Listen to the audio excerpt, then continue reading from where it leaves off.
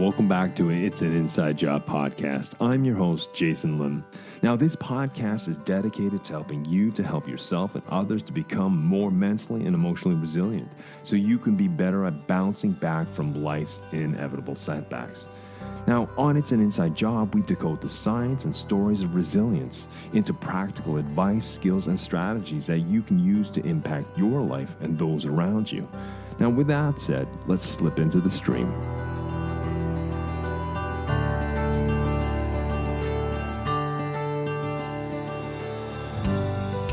Well, welcome back, everyone, to It's an Inside Job. I'm your host, Jason Lim. Well, this episode is quite special because this is Season 5, the top of Season 5, and this is Episode 1 of that season. And if you don't already know, on It's an Inside Job, a season is 6 months, so this will be running till June.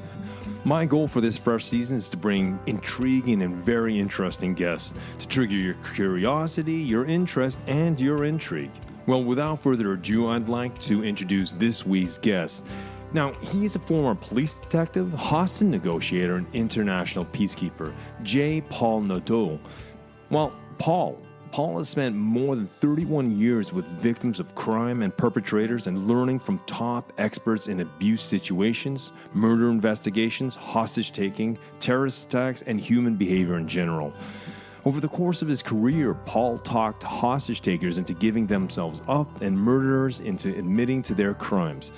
And because of his extensive training and his unique approach to connecting with people of all walks of life and under every circumstance, his life was saved by a terrorist during a terrorist attack in the Middle East. Paul understands that the importance of connecting to others without judgment, prejudice, or fear so that we can each contribute to helping the world become a better and safer place. He reflects this compassion in each of the books he writes, each seminar he runs, each life coach, motivational session he has, and each of his global keynotes. He's Canada's most recognized hostage negotiator and the author of Dammit, Just Ask, a book on negotiating in life and in business. That short introduction cannot capture the breadth of the latitude and altitude of this conversation I had with Paul. It's fascinating, and I hope you enjoy it as much as I did. So without further ado, let's slip into the stream and meet Paul Nadeau.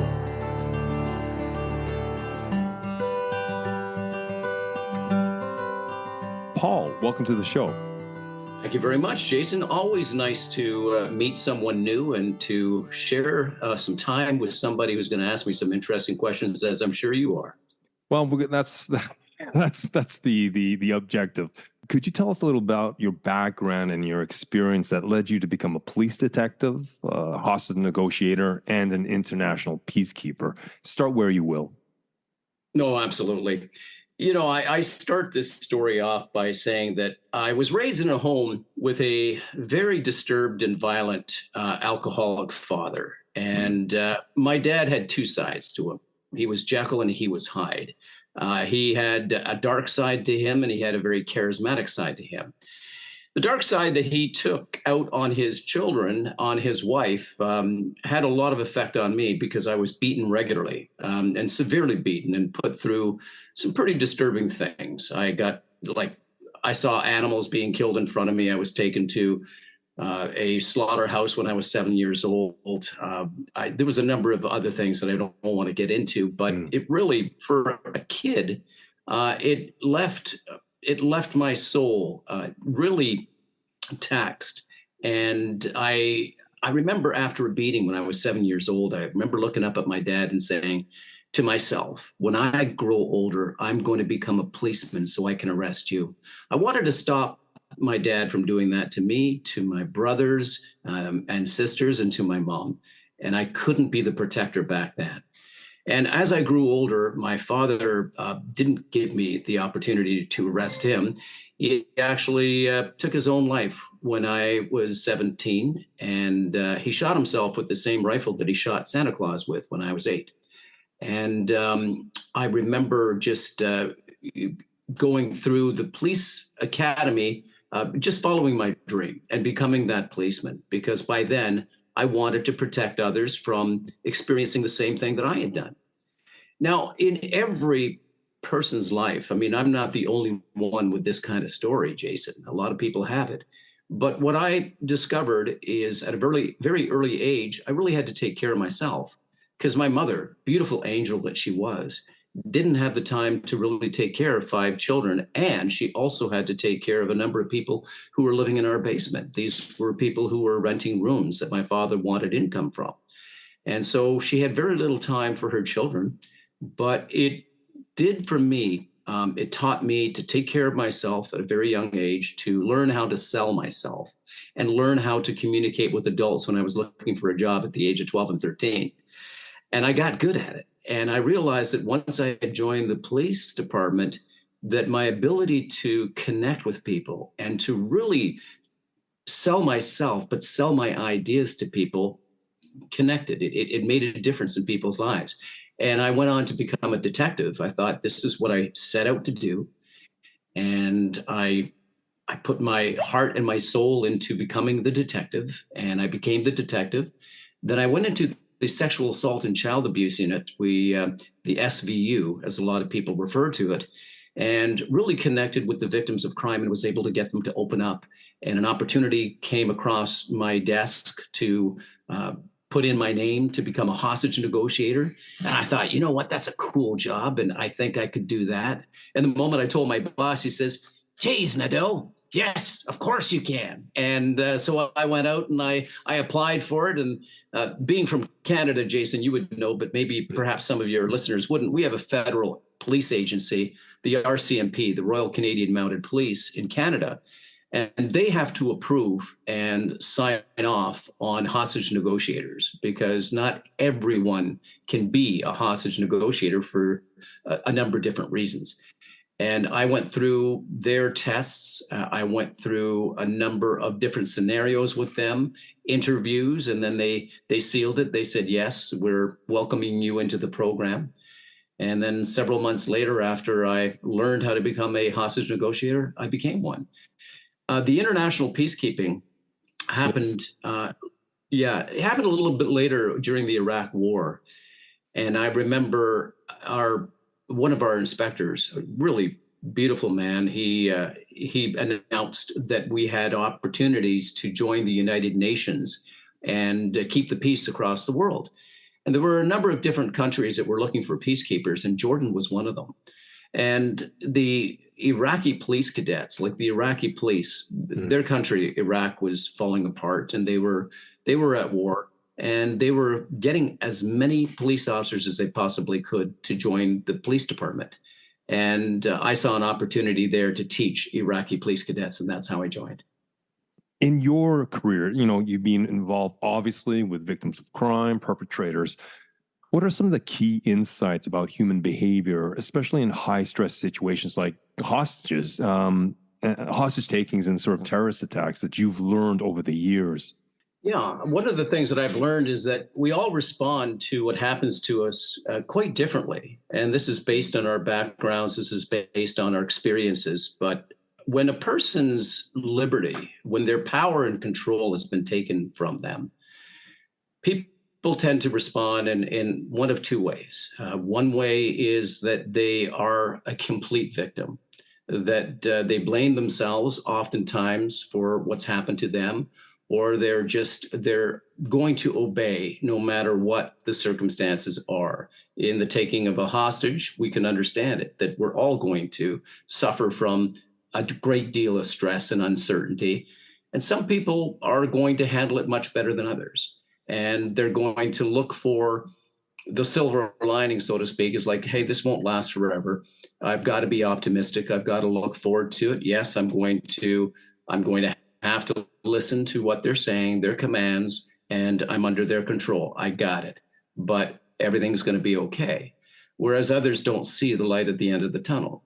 Their systems are just so severely attacked that they lose all ability to focus, to think, to rationalize. And I understand it because recently, as we're doing this podcast, Jason, for if this is played in a few years from now, right now, what's happening in the Middle East is that there is a war that has broken out between Hamas and Israel. And I've been on the news a few times to talk about the state of the hostages and what we could expect from this. And again, it comes down to the negotiation, but more specifically to your question, Jason, people handle stress and the unexpected in many different ways. Some people lose complete control, whereas others, they retain control of themselves, but not their circumstances, if that makes sense. No, I understand. So it sounds like, from my experience, because we talk a lot on this podcast about equanimity and resilience, and that these kind of things are not just given to us. It's something we have to go through the crucible to earn through experience. And hopefully we never have to experience being a hostage. But it's interesting what you're saying, that how there are different responses to an identical situation. So would you say some part of it comes down to the narrative we assign to the situation, the meaning we give to the situation, or how we relate to the situation? I don't know if you can speak to that layering of it. Oh, I certainly can, Jason. And it's an excellent question because it really does come down to the narrative that we tell ourselves. When we talk about the taking of hostages by a physical entity, by hostage takers, as is the circumstance right now, Hamas taking hostages, that is one thing. But I want to spin it a little bit and talk about you and I and each and every one of your listeners. We can take ourselves hostage. We can actually take ourselves hostage. What does it mean to be taken hostage? It means that your freedom of choice, your actions, your movements, what you do and what you say are severely controlled by an outside source. But when we take our own selves hostage, we are taking this person, my person, hostage by my narrative, not by anybody else. Nobody has control over it. But if I give in to my hostage thoughts, for example, you can't possibly do this, Paul. There's no way you can do that. That's a narrative that so many people go through. I'm looking for a job. Hey, come on. What are you talking about? You're looking for that job? Nobody's ever going to hire you. Why would you even try? Or I'm looking to ask this person out for a date. Oh, I'm going to ask her out, or I'm going to ask him out. And then all of a sudden the narrative comes in and says, oh, wait a minute. Have you looked at yourself? There's no way that you're going to be able to score a date with this person. You're just not that person. You can't do it. And this is the essence of taking yourself hostage by the narrative that you choose to accept. If you give in to the hostage taker, if you give in complete control to the hostage taker, you are as much a prisoner as those people being held by Hamas today.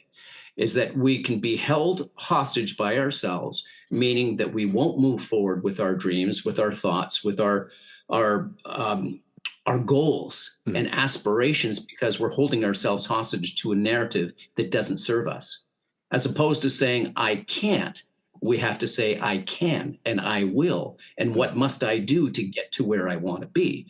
It is very much, Jason, about the narrative that we give ourselves. That voice in our head sounds just like us. I don't know if you've experienced it. I'm sure you have. Yeah, I know everybody has. Everybody has. Yeah. I talked about that. Jim, our mutual friend, Jim, and I have had this discussion as well because I spoke about it in my first book. But it is really about that narrative that we choose to give into. And it's a choice. A lot of people don't realize that they have the choice of changing the narrative, which is so powerful when you think about it. What? I don't have to give in to the hostage taker myself, just as you don't have to give in to the hostage taker. Viktor Frankl said it beautifully. Viktor Frankl was a neurologist, and he was taken hostage because he was Jewish, and during the Second World War, and he made observations from inside the concentration camp, in which he said that anyone can take away everything but one thing: our power to choose, our own destinies. Nobody can take that away from us. And so if you are held hostage as he was, it was a choice of his not to give up hope, not to believe in the faith that he had. And that in that way, his hostage takers didn't have complete control over him. He always held on to the hope and the faith that he had. And that's just a beautiful thing. We can control ourselves. In this, I've read his book when I was 17, 18, Man's Search for Meaning. I went to Auschwitz with my twin daughters and such. And so it had a double impact on me, and it's always sat with me. If we can come back to whether I'm a hostage myself or unfortunately being a hostage of Hamas in these crazy times and such. But one thing is the ability, you and I are having a conversation, and it's easier to speak about these tools. In that heat of the moment, you spoke how different people respond.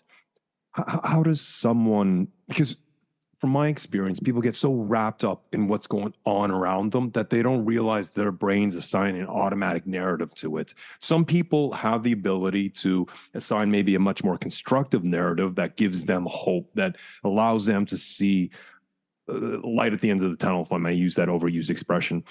But in that heat of the moment, when we're so wrapped up with a gun to our head, a gun we put to ourselves because we don't think we can, because of self-criticism or self-doubt, or literally a gun to our head because we've been taken hostage by a terrorist. From your experience, doing this for so long in so many different environments, how does someone move from that, getting wrapped up with what's going on, the intensity, to, okay, I have to find, I need to take ownership. I need to start rewriting this narrative. I know this is a very simple question, a very complex topic, but maybe you can somehow answer my question. Rome was not built in a day. A bridge was not built in a day. Our skyscrapers weren't built in a day. They were built one step or one piece at a time. And when we look at perhaps, okay, I'll use our physical bodies as an example. If someone is a little bit overweight, or somebody wants to build muscle because, hey, next summer, summertime, I want to be able to take off my shirt. I want to be able to look good. I'm going to start going to the gym. And if they only go to the gym once or twice and give up, they're not going to get the results that they want. It requires consistent work. It requires that you focus on what you're doing and that you learn as much as you possibly can in order to build the body that you want. If you want to have a garden, a beautiful garden with vegetables and flowers and such, it takes time. You have to plant the seeds. You have to water the seeds. You have to do the work. It's the same with our mind. We have to do the work. We have to, every day, we have to take a few moments to do something to our inner selves as much as we do to our outer selves. When people wake up in the morning, typical thing, a lot of people, they wake up and they jump in the shower and they might put on their makeup and, they've picked out the clothes that they want for their day, grab their breakfast, they're gone. They don't plan their day in their mind. And they don't take a few moments in the morning to be grateful for what they have and to decide how their day is going to go, decide who they are. For example, in my morning routine, I'll say, today's going to be a great day. Anything can happen today, anything. I'm so grateful for the things that I had. I woke up this morning. So I'll go through this 2 or 3 minute ritual. It is a preparation for the day. And I'll tell myself, my day is going to be fantastic. Nobody's going to mess with my day. And depending on my circumstances, if I know I'm like, as a police officer, when I knew that I was going into battle, when I knew I was going to be on the streets, I had to prepare myself mentally. Hey, you know what to do in the event of a critical incident. You've trained for this. You're ready for this. And we have to remind ourselves that we're ready for what happens to us and that we are not first reactors. We should be first responders. And let me explain that a little bit more. Please. When you prepare for your day, when you prepare and you decide how your day is going to go, you're not leaving it up to chance. So if you're driving down the street, somebody cuts you off, if you weren't prepared for your day, you hadn't taken a few moments to decide how you were going to respond to life as opposed to react to it, when that guy cuts you off, you're going to get in a heated moment and you're going to yell at them and you might give them the finger, you might do this, you roll a little bit of road rage, who dare? And that really affects your yourself and your day. It will. Somebody cut me off this morning. I'm pissed off. I'm really pissed off about that. As opposed to somebody who's already prepared themselves mentally. Nobody's going to bug me. Somebody cuts you off. You're going to take a moment to respond. And you're going to think, deep breath. Okay, well, that guy must be in a really big hurry. I hope nobody gets hurt. I hope he doesn't get hurt. Hope nobody else gets hurt. And on with your day you go because you prepared for it. Imagine an ambulance going to an accident scene, and the accident is pretty horrific. It's a car accident. There's a few people who have been severely injured, and we have an ambulance going to that accident scene having two first reactors. And these are people who jump out at the accident scene and they go, oh my goodness, look at this. This is terrible. There's blood on the ground. I don't know what to do. I don't want this. This is not me. I'm sorry. I'm not cut out for this. Let's get back in the ambulance and let's go back to the hospital because I don't want to deal with this. We have a lot of first reactors in this world. When we think about it, there are so many people who are reacting to life and not responding. Let's go back to the same scenario, ambulance coming with two first responders.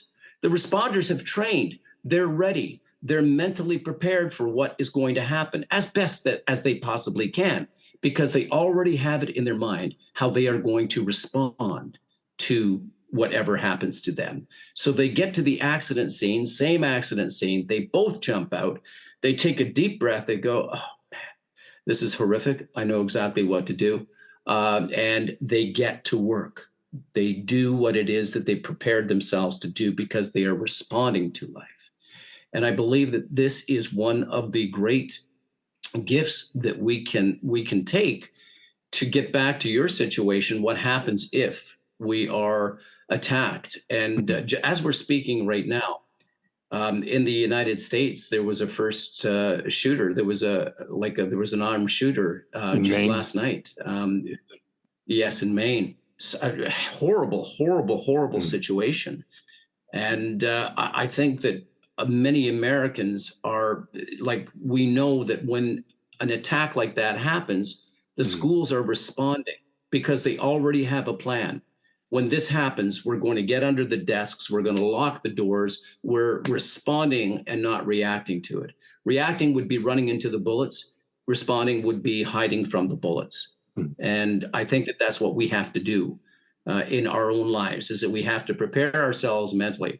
So your question, what happens if all of a sudden life happens and something horrific happens? Well, we're normal. We're human. We're going to get, like, our bodies are going to be attacked. Our stress, everything is going to be attacked. A first responder will continue to be attacked, will continue to allow the effects of that attack just dictate how they're going to react to the rest of it. Whereas a first responder reacts in the very onset, but then takes a moment to calm themselves down and to focus on what they can control and not on what they can't control.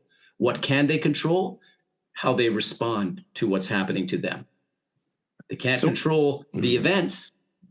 They can control what they think. And so what I hear is that first responder, that experienced first responder, they will have their immediate stress reaction, which is normal. But because of their training, because they've piecemeal, step by step, put a brick in the wall, they have this mental fortitude as to how to respond to a particular situation.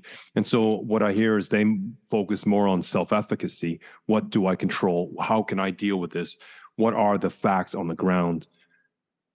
That leads me to, when I was doing some research, in one of your writings, I can't remember exactly where I read it, but you were saved by a terrorist during a terrorist attack in the Middle East. I was wondering, because this kind of connects it. This is like a natural segue for this question. Can you share that story behind the incident and how it impacted your perspective of connecting with others? Oh, absolutely. It was during the Iraq War when I had taken the job as a peacekeeper to train the Iraqi police cadets. We were training 3,000 police cadets every 8 weeks in the largest police academy in the world, in the desert, about 150 kilometers from the border of Iraq, in Jordan. And we knew that there were going to be Sunnis, Shiites, and terrorists in the academy. The reason that there were going to be terrorists in the academy is that we couldn't, the security department, the Iraqi government couldn't vet each cadet that was coming to the academy quick enough. They needed thousands of men, desperately needed thousands of men. So if you were an able-bodied man, able to carry a gun, and you looked fit enough, even if you didn't, but you could carry a gun, they'd shove you on a bus and off to the academy you would go. And every 8 weeks, we would get 3,000 police cadets, Sunnis, Shiites, and terrorists, because terrorists, well, they were going to get, number one, they were going to get paid to be there. Every cadet was paid a certain amount of money to be there for the 8 weeks of training. They were also going to get trained in weapons, explosives, self-defense, and a number of other things. And so we were training the good police officers, the people who intended on defending their country, as much as we were training the not good, the terrorists. But I ran my classes. I was teaching in the very beginning when I first arrived at the academy. I was put in charge of a criminal investigations classroom, and I was going to teach criminal investigations as well as human rights. And I thought to myself, here I am in Jordan, but training Iraqi police cadets. How would I feel about a stranger from another country telling me what to do, telling me how I should be policing my own country? And with the conflict going on right now, they probably don't like me. And the color of my skin, where I live, they don't like me. So how am I going to reach and connect with these people? I will start off with, oh yeah, I know what I'll do. I'll start off by telling them that it is an honor for me to be here. It's an honor for me to share my experiences with you in hopes that you can take something from it. I am Paul. I'm here to treat you with dignity and respect. And I would expect the same thing from you. I want to make this experience in my classroom meaningful to you. I want you to learn, and I want to learn from you. So I'm hoping that in the next 2 weeks, because I only had them for 2 weeks, Jason, in the next 2 weeks, we can develop a trust amongst us enough that we can share our own experiences, and we can talk about what is happening in our lives. And that would be my opening speech. Now, I also came up with another idea, because you can imagine, I had a classroom of about 50 or 60 police cadets, ranging from the age of 16 to 60, 65, because they were supposed to be between 18 and I think it was 55. But hey, guess what? I'm 18. Okay, there you go. Like I'm 55. There you go. So we had these cadets all in this classroom. Some of them were physically fit. Some of them were not. Some of them knew how to read. Some of them did not. Some of them were suffering from mental illness. Some of them had university degrees. We had such a cluster. Some of them were Sunnis. Some of them had, they had guards. They had like bodyguards because of their status in their tribe, and others did not. So I had to keep the peace in the classroom between the Sunnis, the Shiites, and the terrorists. I didn't know that we had terrorists. I couldn't identify them. We were doing our best to do that. But I just had to keep the peace and make it a pleasant experience, as I had promised them when I first gave the speech, my opening speech to them. I realized that they had been up in the morning from 4:30 a.m. doing calisthenics, push-ups, weight training, self-defense a little bit. Not the self-defense that came later during their day, but they had to do their drills. They had to do their runs. They had to do some physical training. And that's at 4:30 in the morning. They're coming to my class at 8 o'clock in the morning in a small classroom with wooden chairs and very uncomfortable tables and heat, because we didn't always have air conditioning. And they were going to listen to me for 8 hours. Are you kidding me? Like, they're going to listen to me for 8 hours? How am I going to make this interesting? So I'm an actor. I started to engage in acting with them. All right, Jason, today you're going to be the policeman. You're going to arrest Mahmoud. And Mahmoud, you're going to be the bad guy. And we want we want Jalal, you're going to be a witness. And so let's do it. Tomorrow, you guys are on stage. I'm going to sit down in your chair. I'm going to watch you guys do it. And then, Jason, after you've done everything that you did, you're going to teach the class. You're going to teach us what you did. You're going to tell us what you did, and we're going to evaluate you. And that was fun because they loved it. And when 2:30, 3 o'clock, because I had them till 4, when about 3 o'clock showed up, I said, all right, I think we've had a long enough day. Who here knows how to sing and tell stories?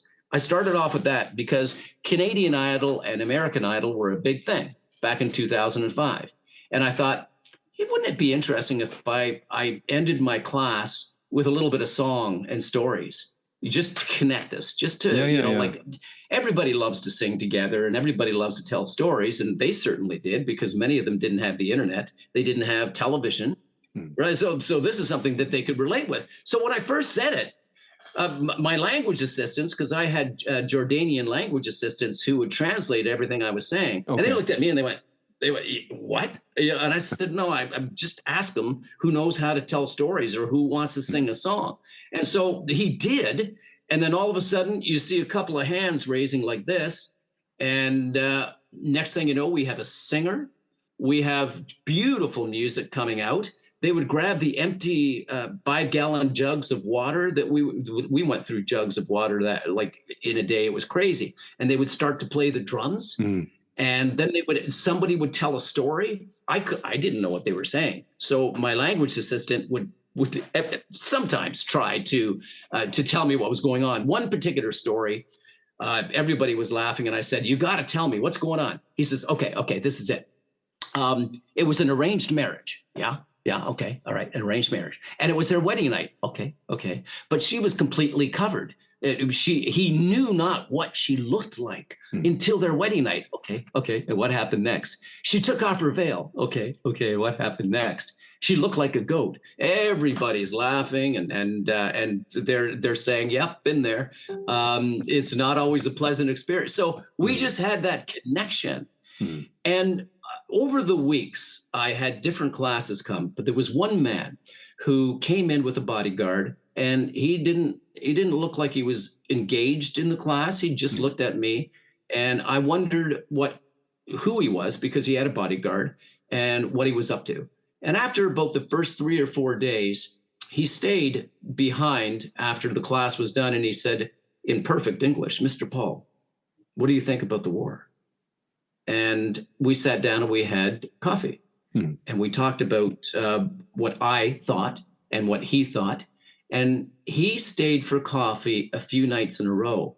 He'd say, do you mind if we talk? And I was really impressed by the fact, number one, he could speak so well in English. And we had an engaging conversation. And then that was it. After his 2 weeks, he went on his way.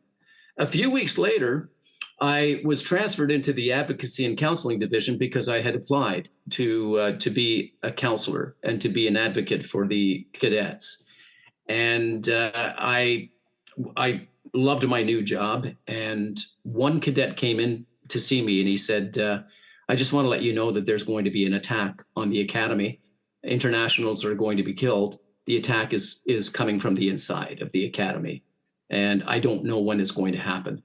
So I thanked the cadet for telling me, and I went to tell our security. They already knew. And so we were all put on high alert. But when you're a peacekeeper, or when you're in the army, or you're defending your country, you can't just go home, because it's going to get hot. It's going to get dangerous. You stay, you do your job.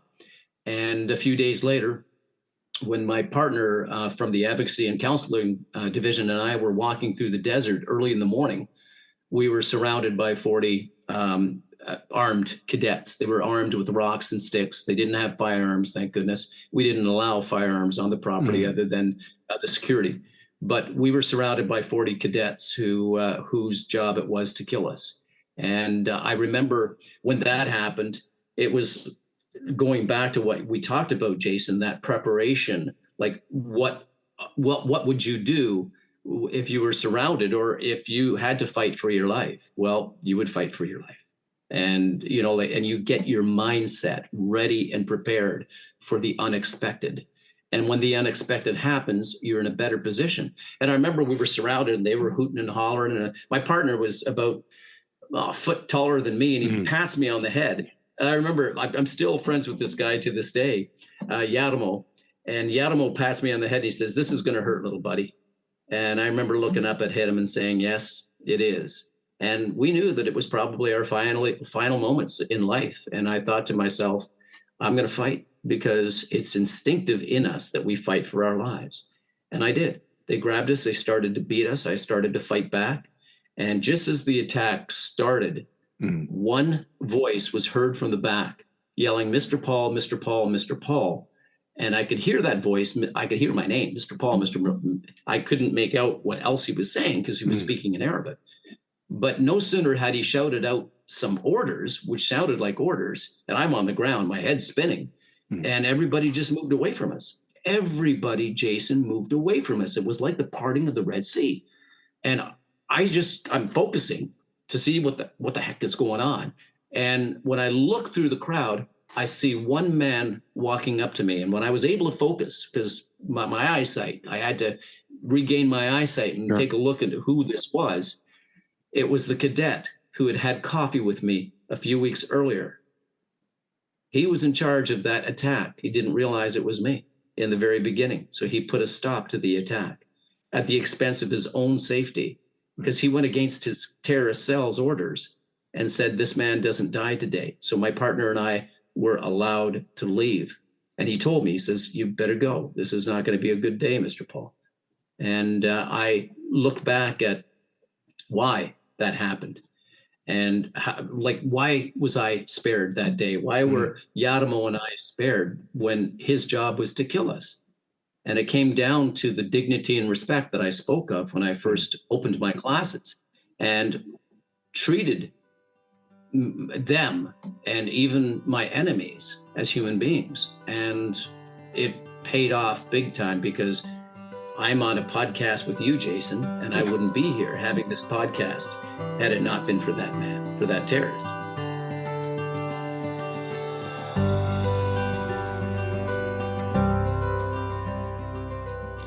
In the first part of our conversation with Paul, we were given a glimpse into his challenging upbringing, marked by violence and abuse. As a young boy, he harbored a heartfelt wish to become a police officer, with the noble intention of protecting his family from his abusive father. Paul shared an insightful perspective on how people respond to crisis situations, distinguishing between two fundamental approaches. On one hand, there are those who tend to play the victim, blaming themselves and fixating on what they can't control.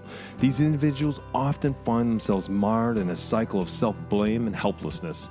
On the other hand, Paul discussed the contrasting approach of individuals who focus on what they can control and how they can influence the situation. They view crises as temporary challenges, retaining control over themselves and their responses. Instead of fixating on the problem, they channel their efforts towards finding solutions and ultimately shaping the outcome. Paul also touched upon the idea that we can hold ourselves hostage with our own narratives and thoughts.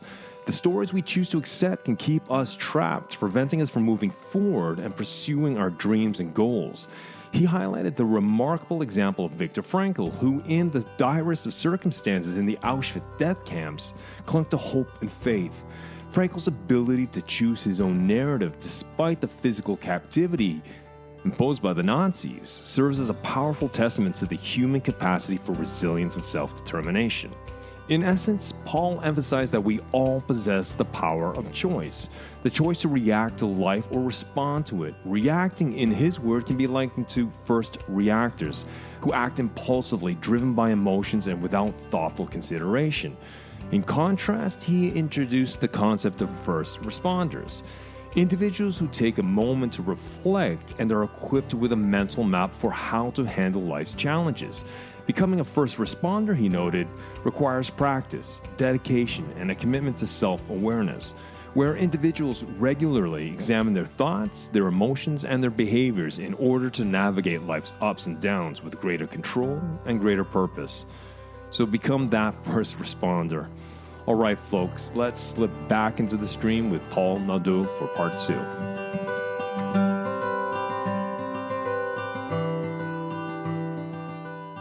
obviously such an incredible story, has a huge impact on how you see yourself and the work that you do. Doing more research, I see that your work emphasizes the importance of connecting with people without judgment, prejudice, or fear.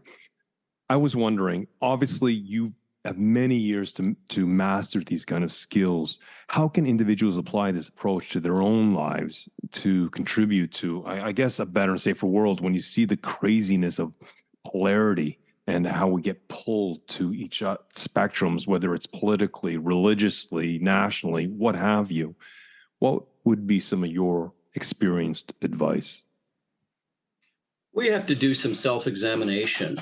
And really, I think self-examination often to examine our lives, who we are, what we stand for, what our principles are, what we have to do in order to improve relationships or whatever it is. We have to examine ourselves. One of the things that we also have to do is two of the greatest lessons. I'm going to tell you right now, Jason, because this will answer in part your question. And this is for each and every listener out there. Two of the greatest lessons I ever learned when I first became a police officer were these. Number one, we are more similar than we are different. We are more similar than we are different. That helped me out. I'll come to number two in just a moment, but yes. Let's talk about we are more similar than we are different. How that helped me out as a police officer was that it made me aware of what it must be like to be in the shoes of the person who's dealing with the cop, me. What would it be like if I had just been raped by someone, and now I'm in the police station about ready to talk to a male detective who's going to ask me what happened and who's going to want the details of that attack. And I can, when I put myself in the shoes of the other person, what it must be like for them to have to deal with this, it puts on my shoulders okay, how am I going to approach this situation? What is it that I'm going to be able to say if I were talking to myself in that situation? And I love these words. These are words that I used as a hostage negotiator to start a negotiation. I'm here to help. I'm here to help you. How can I help? And those are wonderful words. We're more similar than we are different applies to our lives right now when we take a look at the conflict that other people are going through. Number one, we have to realize that we weren't all born in the same place. We weren't all given the same rules or the same holy books or the same religions. We're different. So many differences, but there are so many similarities. We all want to live. We all love and laugh and bleed in the same way. We may have different beliefs based on where we were born, based on what we were taught, what we experienced in life. But does that mean that we are completely different? No, we're all flesh and blood, and we all have these dreams and aspirations. So why not appreciate the fact that the person that you're talking to is more similar than they are different to you, but they may have a different set of beliefs. And if you approached them with an open mind and an inquisitive mind and not a pointed finger saying, you've got to believe the way that I do. Imagine being them. Why should I believe the way that you do? I don't experience the same things that you do. I come from this background. And I ask the people that I speak to, because I do a lot of speaking on this topic, on a number of different topics, I say, listen, all right, and this is for you, Jason, as much as it is for all your listeners. I'm going to ask you a question now. And I want you to take just a few seconds. Don't tell anybody the answer. Keep it to yourself. Okay. But you might want to write it down. Here's the question. Okay, here's the question. Don't tell anybody. Who is the most important person in your life? Okay, that's a long enough time. You should have written the most important person in your life. Now take a look at that name. Is it you? Did you say that you are the most important person in your life? If you didn't, no, you were wrong. You're wrong. Okay, then you are the most important person in your life. The world revolves around you. I'll tell you why. When you're on a plane and turbulence hits, you're warned. When the oxygen masks drop from the ceiling. Make sure you put it on yourself first. Only when you take care of yourself can you then take care of others. Only when you love yourself first can you love others. So take care. You are the most important person in your life.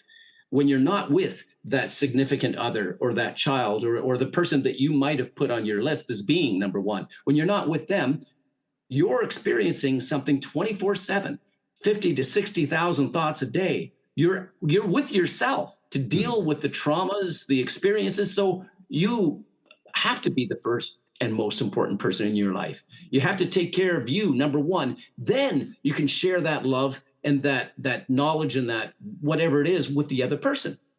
Now, if that's the truth, if you are the most important person, that you have to take care of yourself, number one, and you are now talking to someone, anyone, be it your spouse, be it your child, be it a business partner or someone that you want to do business with, who do you suppose is the most important person in their life?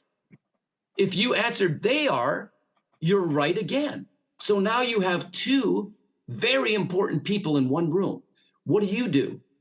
You treat that other person the way that they ought to be treated, as the most important person. You ask them questions, you show interest, you really become focused a lot on them and their needs while you're taking care of your own. So treat others not only as you would like to be treated yourself, but as they would like to be treated. And they would like to be treated as a very important person. So this goes back to we're more similar than we are different. We're all these human beings that are trying to make our way through life with as little problems as possible, but that's not always easy.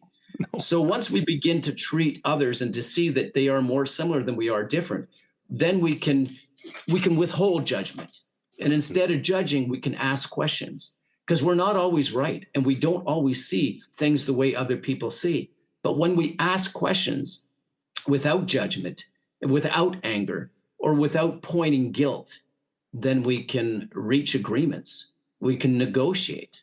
We can say, well, thank you. I never saw it from that perspective. Now I know so much more about you, Jason, and I really never knew that you went through that. And wow, I'm more knowledgeable for having heard that. So thank you. And you may not always agree. Somebody may talk, and we know that we're not going to be agreeing with some of the positions in war right now that we're seeing between Hamas and Israel. We're not always going to agree with either side. We may have our very specific judgments on that, but we have to try to understand where they're coming from, and we don't always have to agree. So number one, the most important lesson was we are more similar than we are different. And here's the second one. Yeah. Here's the one that makes a big difference too. You get what you give. You get what you give. So if I meet you, Jason, and I flip you the bird and I say, hey, Jason, why don't you go jump in front of a truck? And I'm angry with you and I don't know you, but I just flipped you a bird and told you to go jump in front of a truck. You're going to probably give me what I just gave you. You're going to flip me the bird, maybe tell me something, or even worse. However, if I first meet you and I say, wow, what a pleasure it is to meet you, Jason. I've heard so many things about you. Jim has talked highly about you, and I've listened to your podcast. What a great job you're doing out there. It's a pleasure to be here, man. I'm likely going to get some of that energy back from you, because we're all energy, man. And so if we give something that's positive, something that's beautiful, something that's welcoming, we're likely to get that back from another person or even from the universe. When I wake up in the morning and I say to the universe, hey, universe, I'm here. Baby, I want something amazing today, so bring it on. Bring something amazing. The universe says, oh, dude, I got something for you. I'm going to bring something amazing into your life. And that's what usually happens. The energy we give, we get back. What we give, we get back. So the two most important lessons that can prevent conflict, inner conflict, outer conflict. We're more similar than we are different, and you get what you give. I live by those principles. I live by those beliefs, and I teach those beliefs because I believe in it that much. And obviously, you know, from being a police officer to a detective to, a hostage negotiator and Yeah, detective, international yeah, peacekeeper, yeah. you've seen this play out in different cultures with genders, different age groups, different people in different societies. And for what I hear, Paul, is that for this, we're more similar than we're different. You get what you give. What I hear is also almost the connective tissue self awareness. And at the top of this conversation, you talked about how we hold ourselves hostage, right? And the only way we can move away from Right. holding ourselves hostage with self doubt, self criticism, what have you, is to understand the narrative. And then also, you know, everyone comes with, we do walk into a room and we do have prejudice and judgment. We may not share it. Hopefully, we don't share it. But I think the self awareness, what I hear you also saying is that, you know, step back. Okay, what are your silly fears? What are your silly judgments or your prejudice you have for this particular person? Because what the hell are they based on, right? What are you basing this on? It's a belief system. All beliefs, as powerful as it's a conviction, it's still a belief, right? It's not factual. And if you can hold up on those prejudices and you hold up on those judgments and you use this connective tissue of self awareness, whether it's holding ourselves hostage or walking into a room and being hostile with someone, like, what the hell? Why are you hostile? Right? Because that's what you're going to get back. Is this what I understand? Is this some sort of, does this resonate with, am I making any sense here? Oh, you know what? You summarized that beautifully.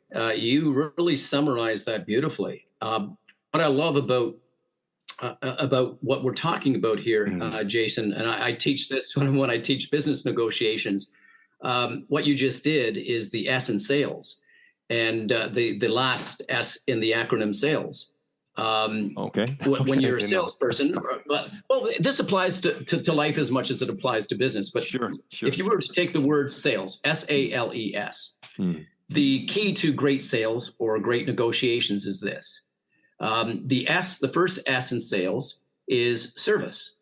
I want to provide you a service. I want to be a service to you. How can I help? Mm. And again, if I'm a hostage negotiator, I'm using the sales acronym as a negotiator, or I'm just going into a meeting and I really want to connect with people. Mm. How can I serve? Like, how can I help? So if you have that attitude of service to others, then people respond very well to that. The A in sales is the asking. So ask these open-ended questions. Ask these inquisitive questions. So serve yourself if you are walking into a room with biases. Serve yourself by asking questions so that you can perhaps change your judgments or your prejudices or whatever it is. So asking open-ended questions. The L in that sales acronym stands for listening, Mm. truly listening, listening to understand, not listening for the purpose of creating your next question, listening. And this is what you've been doing, is that you have been listening to everything I said, and it's brought other questions Mm. to the surface that you want to ask about. And I love that. So you've asked those open-ended questions. You've been listening. The E is with empathy. The E in sales is empathizing. So understanding the other person's position. Oh, I get it. Okay, I see how that could be a real pain point for you, and something that, or I can see from your past how this happened. Mm. And it's that empathy that we have for one another. Empathy is a great connection with other. And what you just did was the last S in sales was you summarized what I said. And you Summarized. asked Got it. that beautiful question. If I understand you correctly, this is what you said. Did I get that right? Wow. When you do that in a negotiation, when you do that in a sale, so if I understand you, what you're looking for and what your pain point is and what you're looking to accomplish is this. Did I get that right, John? Yes, you did. Did I get that right, Martha? Yes, you did. All right, good. Let's move forward. I love it. I Well, that's absolutely great love it. feedback to hear from an hostage negotiator, but I think I'll stick as being a sparring partner and podcast host and not move into the dynamic world of hostage negotiations. But okay, so that leads me to Yeah. another question.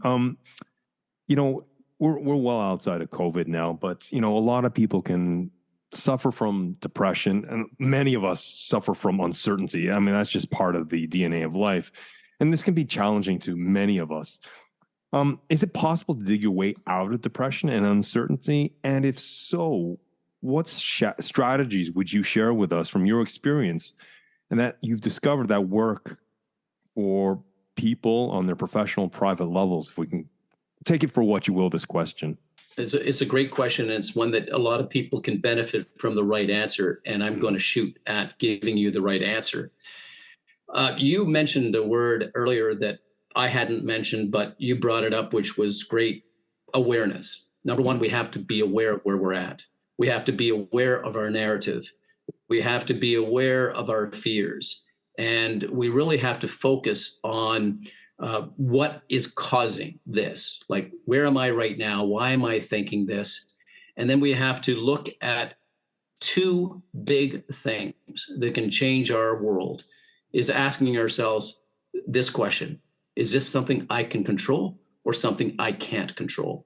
COVID, we couldn't control. When we were going through COVID, we couldn't control that. We couldn't control the laws that we were put under, the different things that happened. But what we could control was our responses to it. We could control our physical distancing. We could control wearing a mask, washing our hands, doing all kinds of stuff.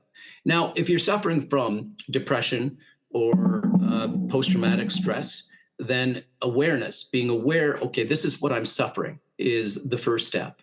And now the next step is to ask yourself, why am I feeling this way? Are these things that I can control? What is it in this situation that I can control? Is my narrative the one that's bringing me down? Are my fears the ones that I'm having such difficulty with? And once you know what it is that's holding you back, then you challenge the narrative. And remember, just by going to the gym once, you have to do the work that goes along with it. Your mental wellness is nobody else's responsibility but your own. People can help you. Doctors can help you. People can help you. But the responsibility for getting better is you. You have to do the work. I can't lift the weights for you. I can't pump your arms or your legs for you. You have to do that yourself. You have to say, I'm ready to do the work that's necessary to get me better. Now, I understand that there are some mental illnesses that can't be addressed simply by thinking great thoughts or doing great things. That some of them do require the medical assistance, the drugs, medical intervention. whatever. But that's not what you requires, speak of. You're talking about sort of general level depression or when we face uncertainty. Is that what I understand, though? Not these sort of very deep clinical challenges. Exactly. Yeah, so let's get to that. All right. So we can build new neural pathways in our brain by changing the narrative and by focusing on the narrative and starting to believe the narrative. And we really have to put a lot of effort into it. For example, I talked a little bit earlier about starting your day off with intention. Even getting out of bed for some people is a real challenge, but just do it 2 inches at a time. Just you try it for 2 minutes. And I've read a couple of books, and I'm trying to think of the Atomic Habits, written by James Clear, is a book that says you don't have to do it all at once. You can do it in small steps.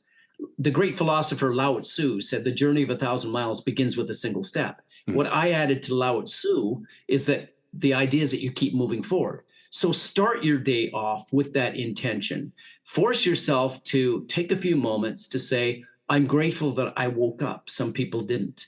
I'm grateful that I have a roof over my head. Some people don't. I'm grateful that I have someone who loves me. Some people don't. And just take a few moments to be grateful and then start to change the narrative. I can't get out of bed. No, I can. I can. I'm going to. I get to. A lot of people, when they look at the gym, for example, they say, oh, man, I have to go to the gym. I have to go to the gym. I don't want to go to the gym. I have to go to the gym. Others they change that little narrative and they say, I get to go to the gym. And that creates a spark of excitement in us when we get to do something. Do you remember when you were a kid and you got to go to an amusement park? Ooh, well, I can't wait to go. I get to go to the amusement park. Well, let's take the amusement park in our minds. I get to do something as opposed to I have to do something. Change that narrative. When you start to change the narrative, you start to pour out the bad. You start to challenge the bad, and you have to start to believe it. Be an actor. Like really become that person. What must I do to become the person that I want to be? What must I do to be stress-free or relatively stress-free and be confident in myself? I must behave as someone who is confident in themselves. I must get out of bed and I must do things. I must work on changing my narrative and being positive. I've got to remind myself I can. So change the I can't to I can. Change the I'm so bad to I am amazing. And just keep telling yourself this, but say it with belief. Don't just hope, believe. It's really, it comes down to the way that you look at things. Jim Carrey, the comedian, the Canadian comedian, amazing man. He's very philosophical as well. He said, he says, I don't believe in hope. Yeah. He says, I don't believe in hope. Hope is a beggar. He says, I believe in faith. Hope walks through fire. Faith leaps over fire. So when you start to believe that good things are going to happen for you, when you start to believe that you have got this, you are digging those, you are, let me put it this way. Imagine if you were digging a hole in your backyard and you were down 6 feet and you were digging and digging. That's depression. You're digging and digging. You keep digging and it keeps getting deeper and deeper and deeper. The first thing to get out of depression is to stop digging. It's to stop digging. Just drop the shovel. I'm not going to do this anymore. I'm going to get better. I am better. And if I need help, I will ask for help. Vulnerability is an amazing tool that we have, to be vulnerable, to ask for help. There's no shame in that. It is a great way of connecting with people, opening doors, and helping ourselves to a better place. If we want to do it ourselves, then we do the work. We listen to some positive podcasts like yours, Jason. We listen to this and we really internalize the message. We learn from it. Every day I walk out, I'm either listening to a positive podcast, something positive on YouTube, or I've got a number of different things that I tell myself, and I'm listening to something positive. I'm giving myself a steady diet of positivity. And when we are surrounded by darkness or surrounded by fools, you examine your life. Are the people in your life the right people in your life? Are you drinking every night, swearing every night, with people who say, oh my God, this world is so bad, and look, poor me. I don't want to go to the poor me hotel. How many of you have been in the poor me hotel? I've been there. It's not a fun place. When I check into the poor me hotel, they have the Why Me Lounge. I have to go to the Why Me Lounge because they got dirty drinks for half price. So I go to the Poor Me Hotel. I see some people I know there, and I check into the room, and I go to the Poor Me Hotel. And every once in a while, I get a special invitation into the Hatter Room. The Hatter Room is if I had done this, if I only had done that, if I had done this, my life would have turned differently. Hey, the past is the past. Come on, get over it. The past is the past. You can't go back 5 minutes and change anything that happened. That's the past. You can't go back 25 years. I was abused as a kid. When I was a child, I was abused. I was locked in trunks. I was physically injured. I've been damaged and all this kind of stuff. But that's the past. If I go back and say, poor me, I'm in the Poor Me Hotel. Why did that happen to me? I'm in the Why Me Lounge. And, had somebody just come and rescued me. That didn't happen. It's in the past. It wasn't my fault. That's not me. My circumstances don't define who I am right now. I do. I get to choose in this moment. Choice is that 6-letter word that's so powerful. When you get to choose your destiny, when you get to choose your thoughts, when you get to choose how you feel, that's a choice that you can make. And you're not dictated to. The hostage takers cannot dictate how you feel. Only you can. Nobody can magically give you the fairy dust that's going to get you out of depression. You've got to work at doing that. Your past is in the past. The future has not been yet created. You get to write how your future is going to go. The next page is up to you on how you decide your story is going to go.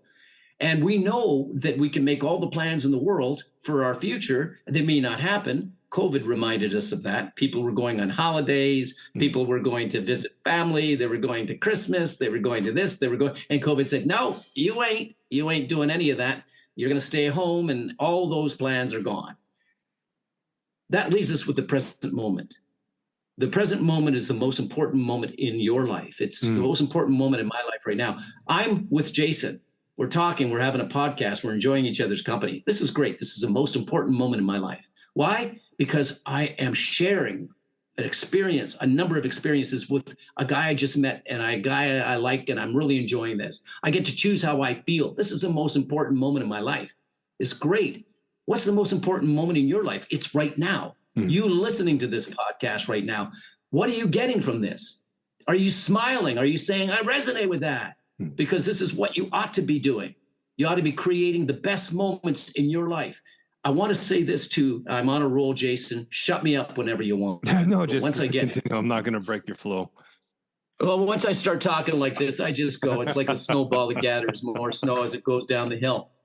But I was talking about, the past being the past, the present being the most important moment of your life. And when you do think about that, I also want to think about this too shall pass. It's a little like we tell ourselves this. And I remember I was watching a video, and it was Tom Hanks was in a room with a number of A-list actors. And for those of you who may not be familiar with Tom Hanks, he's an American actor, very, very popular, who's won Academy Awards. You've seen him in a lot of movies if you watch movies. Some of you may not. But he was talking to these A-list actors, and he said, this too shall pass. And all these actors are sitting at the table and they're going, yeah, yeah, yeah. He says, you think you've got a great movie right now and you've got a great contract that's signed? And everybody's going, yeah, yeah, yeah. He says, this too shall pass. He says, this too shall pass. He says, not only does it apply to those struggles that we're going, because when we're going through struggles, we have to remind ourselves, hey, this is only temporary. This too shall pass.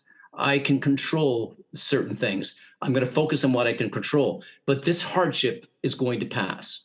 I know it is. But the same is true with the good times. We have to remind ourselves that the good times will also pass. What does that mean? When you're embraced with someone that you love, you're kissing somebody that you love. It means that when you think this too shall pass, why don't you kiss a little bit longer? Why don't you take a couple of extra photographs? Why don't you say something a little bit more special? Because this magic moment will pass as well. It will become a memory. This moment will become a memory. Let's make the best of this moment. What can I do in this moment that will make it that much better? And this is how we look at life. If you're going through hard times, remember this too shall pass. If you're going through good times, remember this too shall pass too. But what can I control to make this even better? Those good times that you have. Maybe I hug my children for an extra 5 seconds and give them a kiss and say, I love you one more time. Just make that memory last. And I'll tell you, those are the secrets to success. Those are the secrets to life. It's just being aware that you are not a first reactor to life. You're responding to life, and that you understand what it is that you need to do to get you to where you want to be. Whew, that's my rant. You know what? I think that was a brilliant conversation, and I really have no follow-up questions because you've covered the whole spectrum. Yeah. Hearing the hardships of your childhood, you could see anyone going down the wrong road, but obviously you've made sense of it, and that motivation allowed you to become a police officer, and you excelled at that, becoming a detective, and then you excelled at being a hostage negotiator, and then putting life and limb out there in the Middle East to work with peace as a peacekeeper in what role you did. And now you are, I guess, almost Canada's most well-recognized hostage negotiator or past negotiator. You're an author, you're a motivational speaker, you're a coach. And, just listening to you and having this conversation, the privilege I have to have this conversation with you, Paul, it just shows that, what you do is so important. And I couldn't ask for a better cap to this conversation. let me put it to you. Is there any last things you would like to share with our audience? No, you know what? I do, Jason. And thank you so much for those kind words. It's been an absolute pleasure being with you and getting to know you. And I'm glad that our mutual friend put us together here. Jim is just an amazing person. And I thank him. Jim, if you're listening to this, thank you, my friend. He's done solid. A lot for me. He's solid. He is a solid person. And to everyone listening here, life is hard. It ain't easy. And I want you to have what I call the Rocky mentality. For those of you who may have watched the Rocky movies, it's a series of movies in which Sylvester Stallone created this character called Rocky. He wasn't a professional boxer, but he was just a guy from the Bronx and who just wanted to fight for a living and make a little bit of money and just get on with life. But as the universe would have it, the universe called on him and a chance meeting to go against the world heavyweight champion, Apollo Creed, happened. And Rocky was not a professional fighter and didn't want to get involved in that. He thought it was going to be a great embarrassment to him.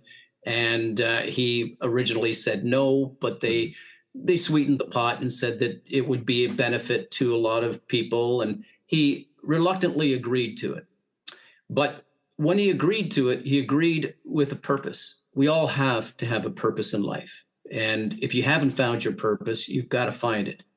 What I love about the Rocky movies is the mentality that Rocky brought into the ring was that I'm here to fight. I'm here to win.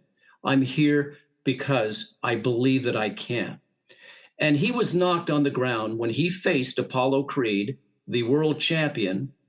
He was knocked to the mat so many times, but every time he was knocked to the mat, he got back up and he faced his opponent and he went that much further.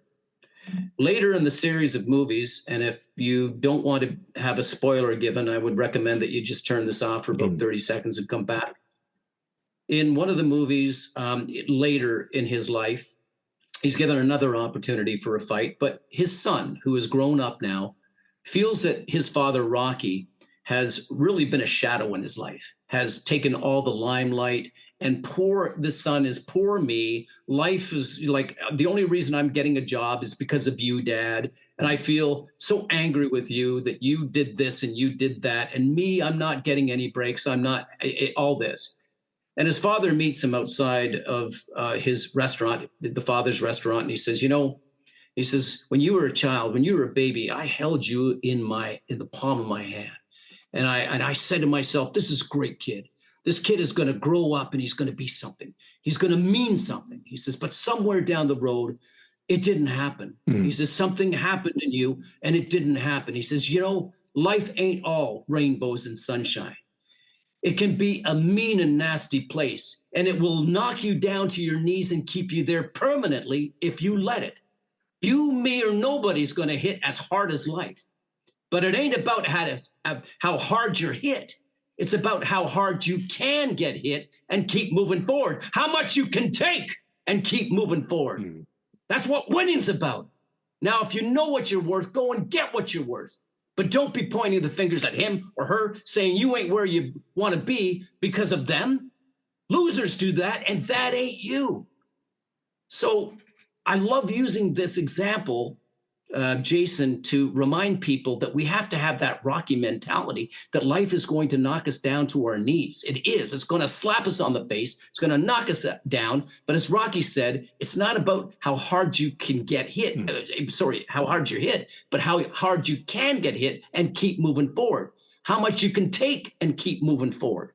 Life is not going to be easy, folks. It's not. You're going to get knocked down to your knees. But guess what? Even Rocky had a coach in his corner. And your coach may be coming to Jason's podcast and being coached by Jason. It may be going to a friend and being coached by a friend, leaning on someone else. We're not meant to go through this life alone. We're meant to be together. We're meant to have coaches in our corners. We're meant to get back up and face whatever it is and become stronger as a result of the experiences that we go through. If you have a story, and everybody has a story, you have a story. If you want to share your story, your struggles with someone, do it. Because in sharing your stories, you become stronger, but don't share from an open wound. If your open wound is still open, make sure that you heal that wound. Speak from the scar and not the open wound. But you have a story. Everybody has a story. If you can help others, help others. We're more similar than we are different. There are people out there who are struggling just like you are. You meet somebody, you ask them, how are you doing? They're smiling, they're going, I'm doing great. Meanwhile, they're not doing great. They're thinking about where they're going to commit suicide, what bridge they're going to jump off of. You just don't know. Show a genuine interest in someone else and be aware of every little indicator that others have. Like, be that life jacket for other people, but be the life jacket for yourself too. Make sure you put your jacket on. Who's the most important person in your life? I hope you're answering you are. I am. I'm the most important person. Who's the most important person in the other person's life? They are. Let's treat them as such. Let's treat them. Let's make them feel important. Let's really connect with them and just open our hearts and just not judge and just help one another out, because life ain't all rainbows and sunshine. It's not all icing on cupcakes. It can be hard. Well, Paul, I am very privileged that you shared your passion, your perspectives, and your principles today, and they mean a lot to me. And this has been a brilliant and passionate conversation, and I couldn't have hoped for better. Okay, and thank you so much for your time and for having me on your podcast. In the second half of our conversation, Paul shared two fundamental principles that have guided his approach to life and his career as a police officer. The first principle is the belief that we are more similar than we are different. This perspective has helped Paul develop empathy and to understand others by putting himself in their shoes. He emphasized the importance of approaching interactions with curiosity and an inquisitive mind, treating others with the same respect and consideration that we would want ourselves. This principle encourages active listening, asking questions without judgment, and seeking to understand others on a deeper level. Now, the second principle Paul discussed is the idea that you get what you give. If you offer aggression, you'll receive aggression, but if you demonstrate empathy, you'll receive empathy in return. Paul introduced the SAILS acronym as a practical guide for effective communication. S stands for service, emphasizing the importance of being in service of others. The letter A encourages asking questions without judgment, approaching conversations with curiosity. L, well, that underscores the value of active listening to truly understand the other person's perspective. E promotes empathy and the effort to relate how others may perceive a situation. And finally, S suggests summarizing the essence of what has been shared to show that we've truly understood and acknowledged the other person's viewpoint. Paul also provided insights on dealing with uncertainty. He recommended focusing on the present moment, recognizing that circumstances do not define who we are, and that it is only temporary. Understanding that challenging situations will pass is crucial for maintaining resilience and moving forward. And as Paul quoted Rocky, it's not how hard you are hit, but how hard you can get hit and still keep moving forward. And to you, Paul, directly, a personal thank you from me to you for such a passionate and fantastic conversation. And a personal shout out to my friend Jim Gifford for putting the two of us together. Thank you, Jim. You're a solid guy and a good friend. Well, folks, if you're interested in getting in contact with Paul, I will leave all his contact information in the show notes.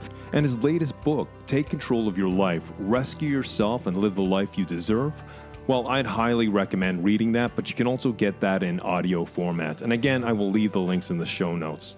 Well, thank you for allowing me to be part of your week. And until next time we continue this conversation, keep well, keep strong, and we'll speak soon.